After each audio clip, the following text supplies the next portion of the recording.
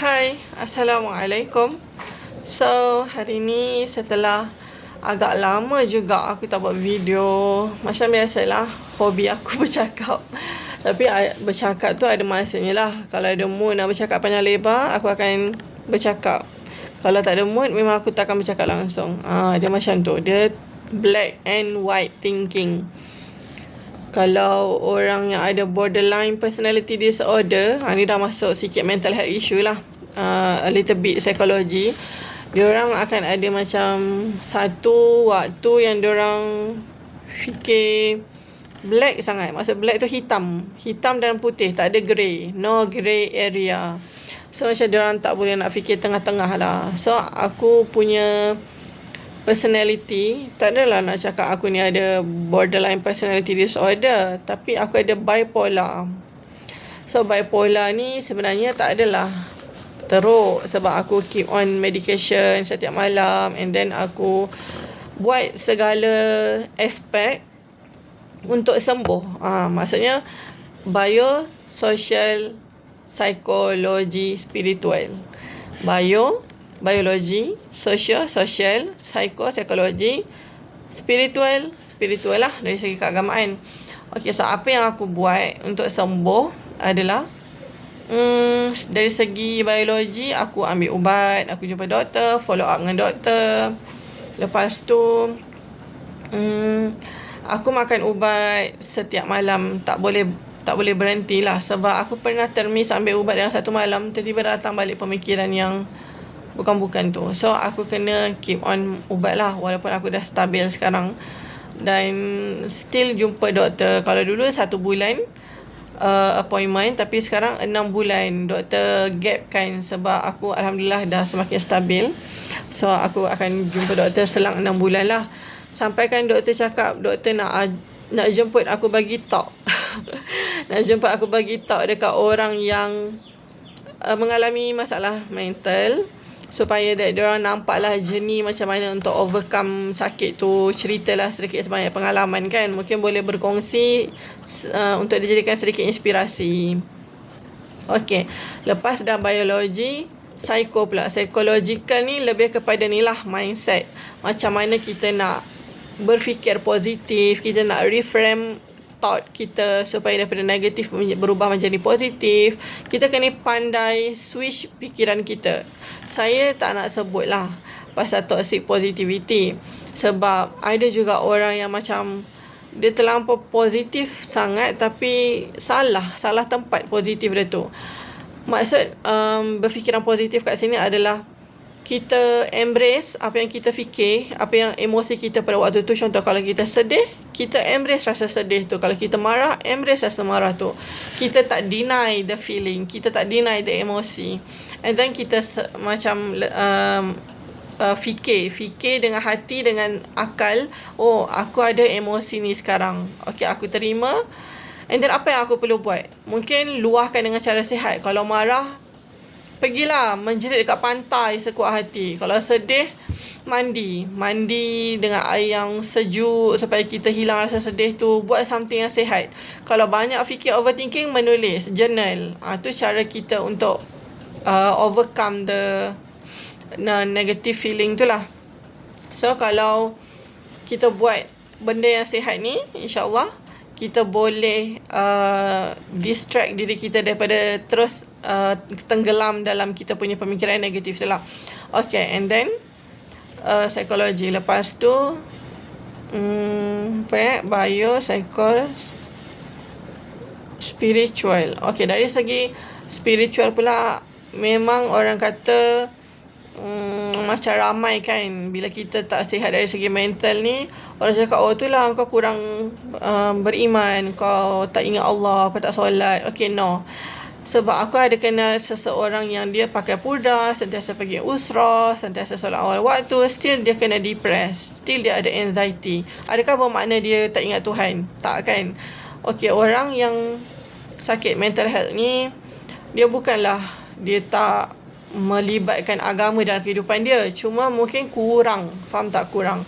So salah satu untuk sembuh juga adalah dengan berdoa, bertafakur. Bertafakur ni adalah kita fikir sambil mengingati Allah. Sebab dengan mengingati Allah, hati akan menjadi tenang. So untuk orang anxiety, perbanyakkan baca doa-doa yang boleh menghilangkan keresahan, kegelisahan. Banyak doa para Nabi. Contoh kalau kita ada keresahan sebab ada masalah kewangan, kita gelisah, tak ada duit. So kita baca doa untuk menambahkan rezeki. Contoh ada banyak doa. Boleh baca inna fatahna laka fathan mubina 11 kali. Lepas tu boleh baca inna hadza la rizquna ma lahu min nafad 11 kali. Maksud dia, ya Allah tambahkanlah rezekiku. Inna fatahna laka fathan mubina tu maksudnya, ya Allah bukakanlah pintu-pintu kejayaan. Lepas tu boleh baca juga doa Rabbi inni lima anzalta ilayya min khairin fakir, iaitu doa Nabi Musa di mana dia memerlukan sangat-sangat akan perkara kebaikan kepada dirinya. So kita boleh mengamalkan doa-doa para Nabi ni ke atas diri kita untuk kita peroleh rezeki. Dan juga dari segi emosi, kita boleh baca surah Alam Nashrah dan surah Ad-Duha. Sebab Nabi Muhammad dulu pun pernah bersedih. Kalau Nabi pun bersedih, kita pun apatah lagi. Sebab kita manusia memang dicipta lemah. So untuk dapat kekuatan tu, kita kena banyak untuk berdoa dan berzikir, berselawat, beristighfar, supaya bila hati kita penuh dengan ayat-ayat Al-Quran, penuh dengan doa-doa, insya-Allah Allah akan bagi ketenangan tu dan kelapangan dalam setiap urusan kita. Okay, so aku nak cakap yang dulu aku punya anxiety, aku punya depression sangat teruk. Sangat-sangat teruk. Sampai tahap aku 6 bulan duduk kat rumah, tak keluar, tak bercakap dengan family. Macam tak terurus lah. Tapi Alhamdulillah, now, ya Allah, Alhamdulillah, syukur, aku dah sampai lupa macam mana rasa sakit tu. Sebab itulah bila kita sakit dan Allah bagi kita kesembuhan, sangat-sangatlah perlu hargai dan perlu bersyukur. Sebabnya orang yang sakit ni je tahu macam mana nak hargai rasa sihat tu. Sebab tu bila kita dah sihat, all out. Orang kata apa?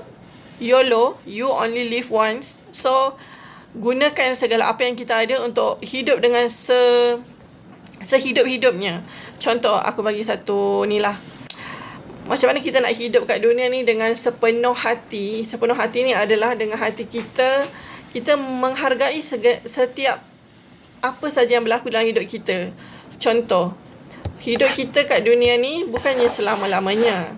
Sebab tu orang kata hidup sekali, hidup hanya sekali. Jadi all out lah. Contoh kalau aku suka makan makanan Korea.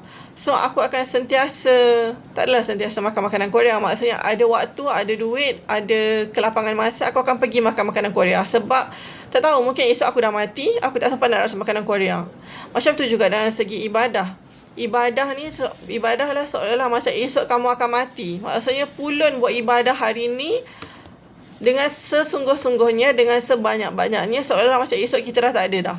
Dan juga boleh pakai juga ayat ni, belajarlah sebanyak-banyaknya seolah-olah macam seolah-olah macam kamu akan hidup 1000 tahun lagi. Nampak tak? Maksudnya dari segi ibadah, kita beribadahlah sepulun-pulunnya macam esok kita dah tak ada. Tapi kalau belajar, maksud belajar kat sini adalah belajar dalam kehidupan, belajar dalam pembelajaran, belajar dalam akademik. Belajarlah seolah-olah kamu akan hidup 1000 tahun lagi. Belajarlah sebanyak-banyaknya. Macam hidup kita akan lama sangat-sangat, tapi kita tak tahu bila kita akan hidup. So apa yang aku buat kat sini adalah dari segi kehidupan, aku macam all out. Bila dah tak ada social anxiety ni, aku dah boleh keluar dengan kawan-kawan. Aku dah rasa betapa seronoknya keluar dengan ramai kawan yang membuatkan aku happy. Dan aku juga di samping tu, aku pergi program agama, majlis ilmu, kelas bisnes. Dan juga aku buat business class mengaji aku ni. Dan aku macam banyak goal. So bila kita ada goal, kita dah sihat, otak kita dah stabil, kita boleh buat macam-macam apa yang kita nak. Disebabkan kestabilan mental kita, kita ada kesihatan fizikal tubuh badan. And then banyak jugalah yang aku plan. Alhamdulillah.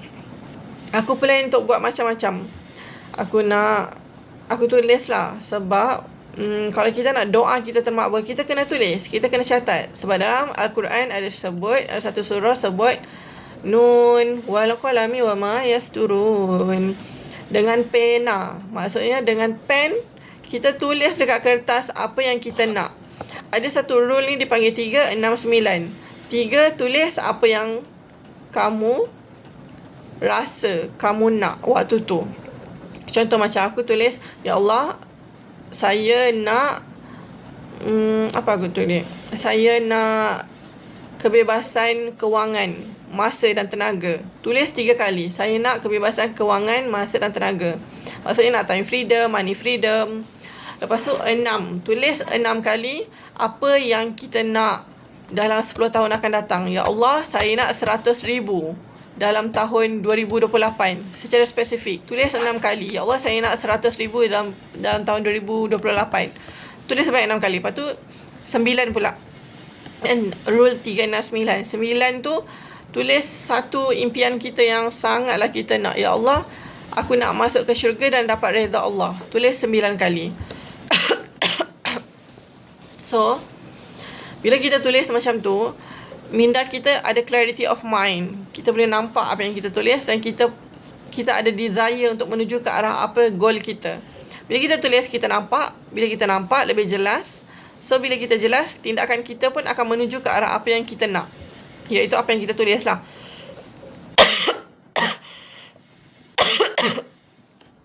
So, macam aku nak tunjuk kat korang. Kejap Apa yang aku nak share kat korang, aku sangat suka menulis. Ini adalah buku nota yang aku beli masih kosong, tak ada apa-apa lagi lah. Sebabnya dulu aku join Beyond Eternity, BE. Upline aku lah suruh beli buku untuk tulis dan catat tentang bisnes tu. Okay, tapi tak jadi. Aku tak jadi join. So, aku akan guna buku ni sebagai catatan aku di masa hadapan. Nanti aku cerita apa yang aku catat.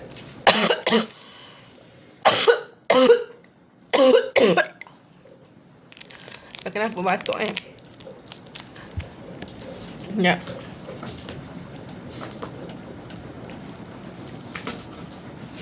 Okay. Ini adalah beberapa nota pada masa lampau yang aku tulis.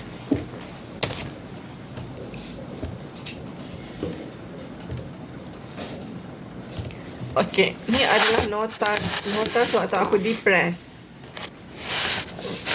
Ni nota yang aku luahkan. Sama ada aku luah daripada pemikiran aku sendiri waktu tu aku depressed, apa yang aku rasa.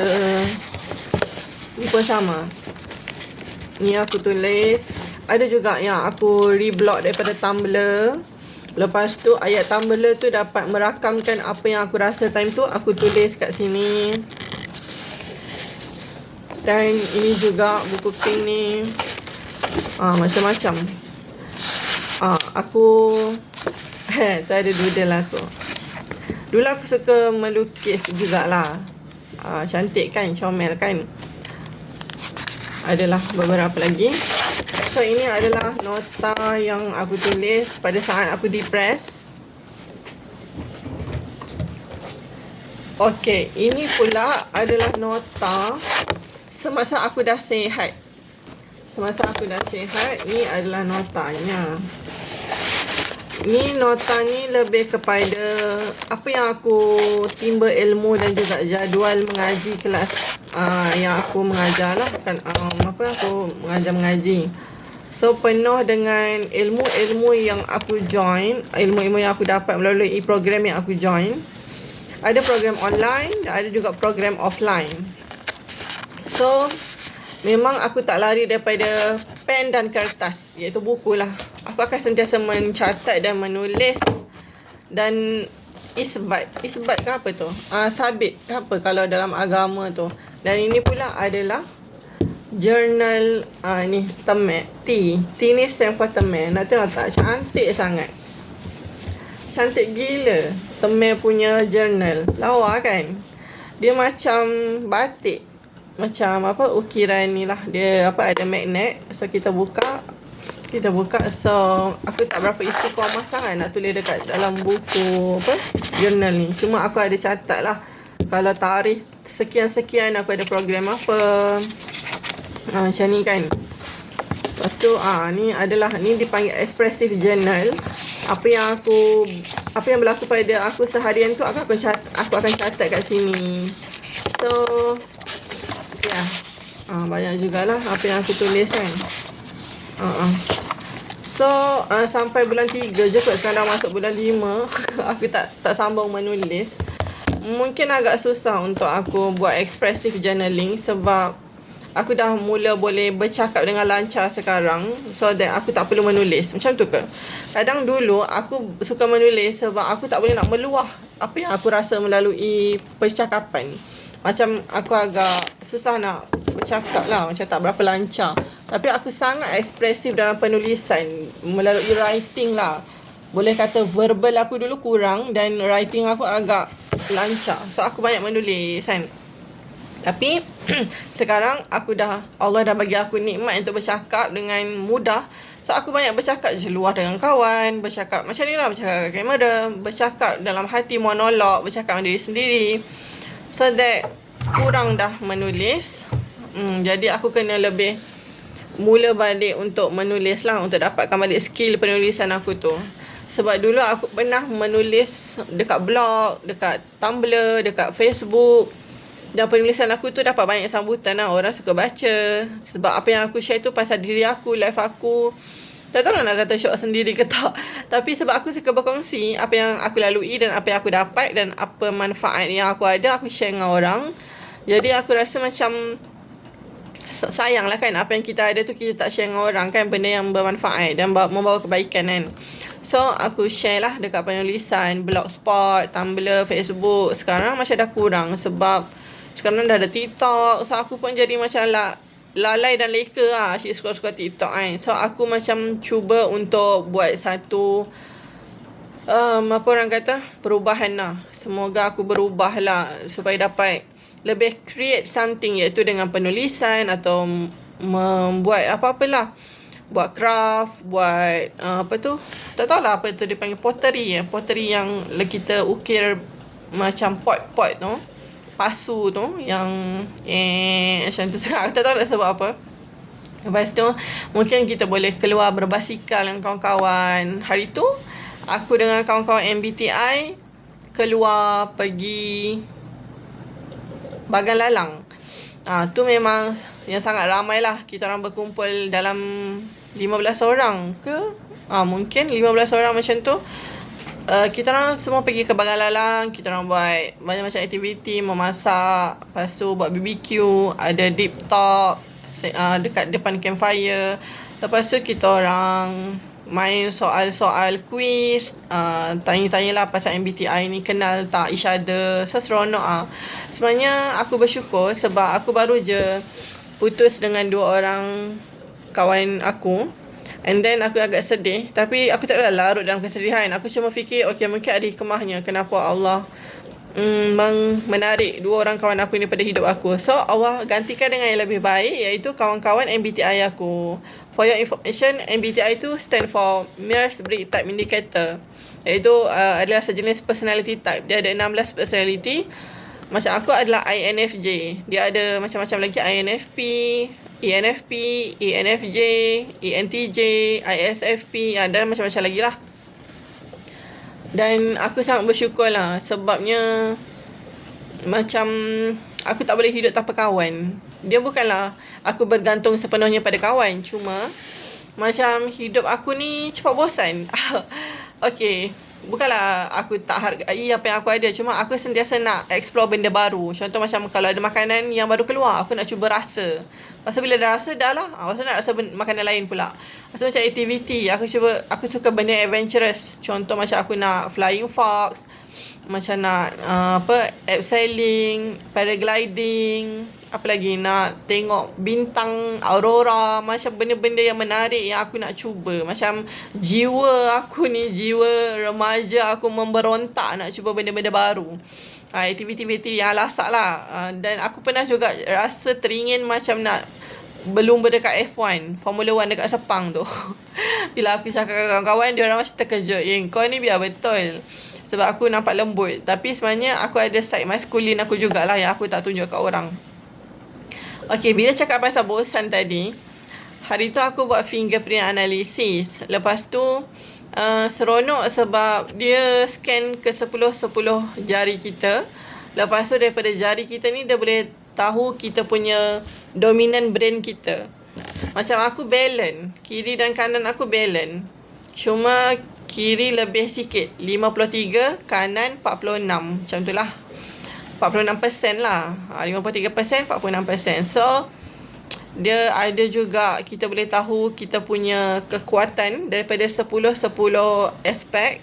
Dia ada intrapersonal, interpersonal, leadership, komunikasi, verbal, writing, music, spatial, nature, matematik, kinestetik dengan apa lagi logik. So aku lebih 3 yang tertinggi aku kekuatan lah, orang kata apa, yang mana yang aku lebih berbanding 10 tadi adalah yang pertama intrapersonal. Maksudnya apa yang ada dalam diri aku ni, aku cepat belajar pasal diri sendiri. Dan sebab tu aku suka nak mengenal diri lebih dalam. Contoh macam aku dah buat macam-macam personality test untuk kenal diri aku siapa. Contohnya macam zodiak, aku nak kenal diri ni melalui zodiak. Aku Pisces sebab aku lahir 3 bulan 3. Bulan 3 Pisces. Lepas tu melalui numerologi. Numerologi ni lebih kurang macam metafizik. Kita gabung tarikh lahir untuk tahu kita elemen apa. Macam aku nombor 9, elemen kayu. Lepas tu kita boleh tahu diri kita melalui MBTI. Aku INFJ. Lepas tu macam Stephen, aku adalah type instinct, iaitu yang rare lah. Daripada 30, 1 atau 2 je yang ada. So dia bawah 10% lah daripada populasi kat dunia ni. Lepas tu aku, apa lagi aku buat test? Juzuk. Aku juzuk 29. Juzuk diri. Yang tu aku tak tahu nak kira macam mana. Lepas tu ada yang boleh siap kira melalui nama kita, Nur Syahidah binti Masri. Dia kira pula N tu berapa, U tu berapa, R tu berapa. Lepas tu dia gabung. Lepas tu dia boleh kira mengikut tarikh lahir kita dan juga tempat lahir kita dan juga waktu lahir kita. Macam aku lahir 4:23 pagi. Aku ingat sebab aku selalu buat test kan, dia minta kita punya specific time bila kita lahir. So aku pun ingat lah.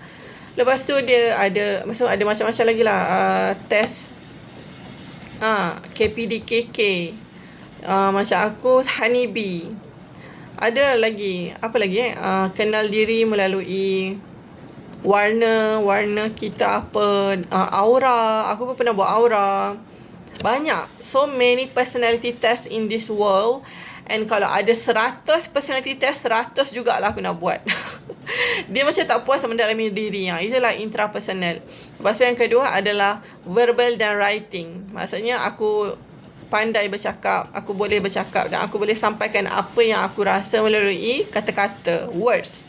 So sebab tu dulu masa sekolah menengah sejarah, cikgu cakap penulisan pre-SPM, panggil apa? Pra-SPM, percubaan SPM aku sangat bagus. Aku dapat A+ untuk karangan BM. So cikgu suruh kawan-kawan yang lain jadikan contoh lah aku punya penulisan karangan waktu tu. Aku tak ingat dah aku tulis pasal apa, tapi bila aku baca balik, aku tak sangka lah aku tulis macam tu. Sebab macam ada lenggok-lenggok bahasa, boleh masukkan hyperbola, apa lagi, adalah zaman-zaman tata bahasa karangan dulu kan, masa zaman SPM. Lepas tu yang ketiga, kekuatan aku adalah interpersonal, iaitu aku boleh menjalinkan hubungan dengan orang dengan baik. So banyaklah juga yang aku dah buat test. So aku kenal diri aku sebab sebagai seorang INFJ, secara jujur dulu aku selalu confuse aku ni orang yang macam mana. Kenapa diri aku selalu berubah-ubah. So aku confuse sekejap dengan kawan A, aku macam ni, dengan kawan B macam ni, dengan mak ayah macam ni, dengan adik macam ni, dengan saudara mara macam ni. Dia macam tak tetap, personality aku berubah-ubah. Sampai aku pun terpedaya dengan diri aku. Kalau aku terpedaya dengan diri aku, orang lain apatah lagi. So that bila aku dah kenal, aku INFJ, baru aku sedar, rupanya INFJ memang macam ni. Dia berubah ikut persekitaran. Dia chameleon. So banyak lagi kalau korang nak kenal personality test ni. So macam yang fingerprint analysis tu, aku adalah orang director. Waktu dia sebut aku director tu, aku macam director macam pelik. Sebab aku tak rasa aku director. Dia ada 4, director, builder, negotiation dengan explorer. So aku 50% director, 40% negotiator dan 10% explorer. And then bila aku cakap macam aku tak sangka aku director ni boleh kata macam Bill Gates yang cipta iPhone tu. Lepas tu negotiation ni macam dia boleh nego dengan siapa-siapa je. Dia boleh macam PR lah. Dia boleh buat give and take dengan orang. Kalau explorer, dia suka benda adventure. Macam aku cakap tadi, dia suka explore benda baru. Dan kalau builder, dia lebih kepada macam stagnant je. Dia setia orangnya. Dan aku pelik kenapa aku tak ada builder. Sebab aku rasa aku setia. Tapi mungkin dia tengok cap jari kita kan. Bagi orang yang dia tak tahu dia kekuatan kat mana, kelemahan kat mana, apa yang perlu dicongkel lah, potensi diri dia apa, sesuai buat fingerprint analysis ni. Sebab dia daripada inborn, daripada kita lahir, dan tak ada apa yang boleh mengubah benda tu. Sebab dia cap jari ni kekal. Cap jari ni juga adalah brain kedua. So bila kita buat fingerprint analysis tu, kita tahu dominan brain kita yang mana, kat mana kita nak bagi kekuatan. Bila kita dah tahu kekuatan kita sebenar, kita akan boleh push so that kita boleh memaksimumkan dan optimumkan kita punya kekuatan tu. Tak adalah kita tercari-cari kan, aku ni kat mana kuatnya. So bila kita dah invest dekat benda-benda yang macam tu untuk kenal diri, barulah kita tahu pekerjaan kita sesuai apa. Cikgu ke, doktor ke, peguam ke, lawyer ke. Peguam dengan lawyer sama lah kan. Jurutera ke kan. So kita tak buang masa. Kalau contoh korang ada anak, korang boleh je buat fingerprint analysis ni kat anak korang. And then katakan korang nak masukkan anak korang kat sekolah tahfiz, so that boleh tahu anak korang ni sesuai belajar auditory ke, visual ke, kinestetik. Dia akan boleh tahu. Sebab macam aku, rupanya pembelajaran aku adalah dengan auditory. Sedangkan sebelum ni aku visual. Sebab masa belajar, aku sentiasa tulis nota yang warna-warni, highlight color-color. Rupanya aku adalah audio. Maksudnya kalau aku nak belajar dengan dengan cepat, aku kena mendengar banyak. Rupanya aku silap. Selama ni aku ingatkan pendengaran aku kurang. Rupanya audio aku tinggi. So that bila aku dah tahu kekuatan audio aku, so lepas ni mungkin aku kena lebih banyak mendengar lah. Kalau in case aku macam podcast kan, kalau kita nak dengar podcast, nak dengar ceramah agama, talk agama, so aku boleh banyak ni lah mendengar. Okay, baik. So alhamdulillah habis dah kota percakapan aku. Tak habis lagi. Cuma aku just nak berkongsi lah. Sebab lately ni aku macam banyak yang aku lakukan di dunia luar, di alam reality. Dan so aku banyak mengabaikan alam maya. So that aku share lah kat korang apa yang aku dah lalui dan apa yang aku alami di dunia reality aku dengan korang. So that mungkin korang boleh ambil sedikit sebanyak manfaat ataupun perkongsian yang baik. Dan korang boleh jadikan itu sesuatu yang baik dalam diri korang lah. So aku harap korang boleh ambil input yang baik. Yang kurang baik, maafkan. Okay, itu sahaja. Bye. Assalamualaikum.